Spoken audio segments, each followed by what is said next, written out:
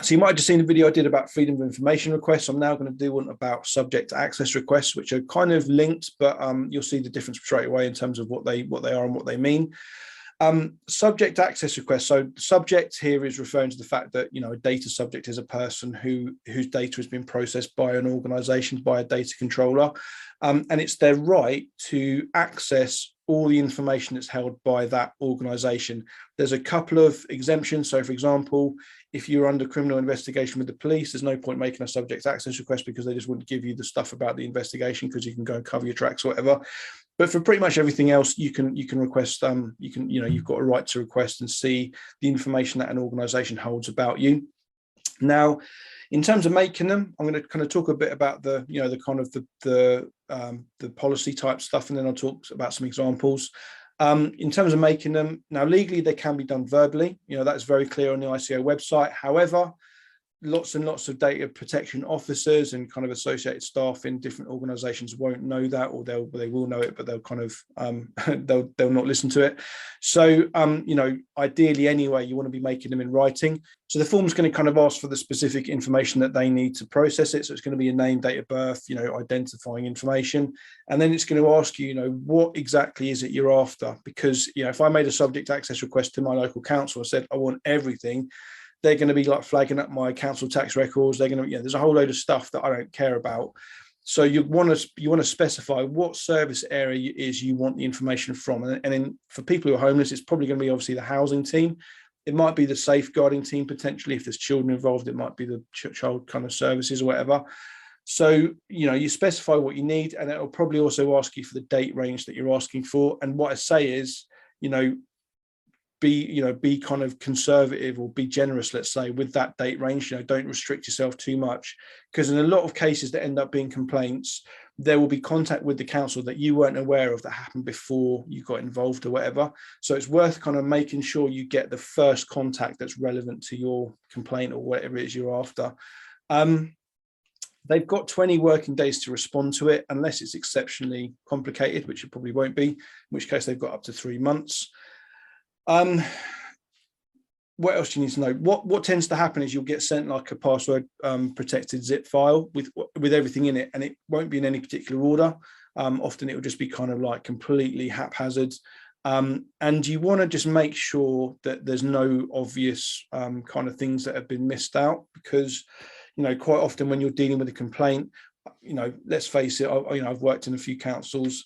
I witnessed with my own eyes kind of people falsifying records and whatever. So it's entirely possible that the council will kind of lie, cheat and steal to kind of get out of things that they might be in trouble for. So in one sense, if you think that there's information that's been omitted, it's not a bad guess to say that might be the information you need to kind of get the complaint upheld. So you can obviously go back to the council. You can complain to the council if actually they haven't provided all the information they should have. And you can kind of cross-reference that. So I've done kind of complaints where it's involved numerous organisations, and I'll cross-reference emails that were sent from this organisation to this organisation and make sure that both subject access requests have it, because that's a good kind of sign that you've got everything you're after. You then need to start, and it takes ages. Like I've made some subject access requests where there's like 500 pages worth of personal data. You just need to go through it, and ultimately the more complicated the case is, the more kind of data there will be. I certainly tend to I'll copy and paste it from the original into a chronological order. Just helps you kind of make sense of everything. Certainly with some organizations, there'll be like an index almost.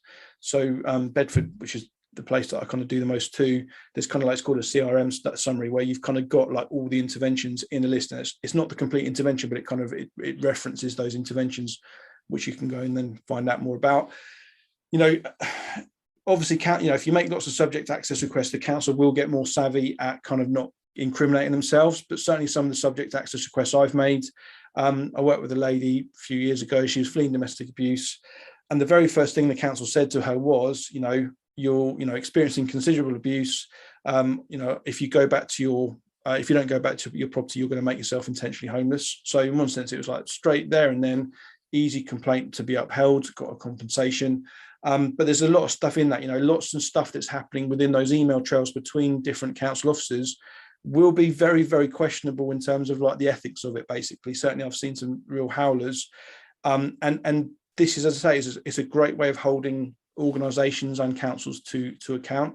I remember a conversation last summer with a really cool guy from up north. I won't say where he's from, but he was kind of saying, we need a CQC for homeless organisations and county and kind of like hostels and stuff.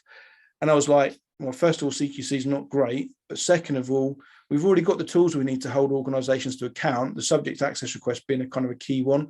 A few things I haven't mentioned: you can make a subject access request on someone's behalf, obviously with their full authority. I've made SARS before to councils where I've had to provide, a passport. I've had to send a passport in the post ones actually to kind of verify who I am, which is fair enough because the council has to be satisfied that, you're not going to end up breaching someone's data by sharing it with the wrong person. But that's kind of, that's the kind of probably the basic stuff you need to know to make them.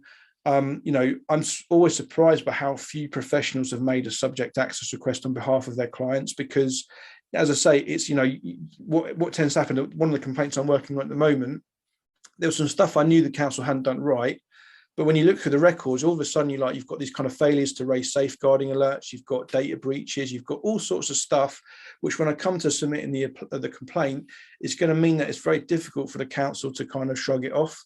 My experience of complaints, as I said in the seminar and the webinar we did yesterday, is that most complaints won't be upheld stage 1. Generally, you'll have to go to stage 2 or the LGO. And so that's kind of, it all kind of helps build up that robustness of the complaint to kind of make sure it has maximum impact. Other than that, I think that's all I want to say. Again, I'm like a broken record. Please do subscribe to the channel if you find this useful. Please do join our Facebook group, Better Homelessness Practice, to ask anonymised what-if questions. It's a really kind of cool resource there. Lots of really cool people in that group. And keep an eye out for our free webinars. We're going to be doing this big one in a few weeks on trauma and homelessness and priority needs, but we're looking to do regular webinars about particular topics. So the one we did last night was about making productive complaints, making effective complaints. But we're going to do more. I want to do one on how does the council democratic structure work. So we're going to hopefully get a couple of councillors to come and talk about how committee meetings work, how portfolios work, how you can best approach a politician to get help with your situation. So yeah, as I say, I think that's all I want to say about SARS. If you go on the ICO website, Information Commissioner's Office, there's a ton of stuff on there. Like that's basically how I found out about this stuff back 10 years ago or so. So do check that. It's a great resource. And yeah, other than that, I hope this has been useful, and I will hopefully see you in future. Take care. Bye-bye.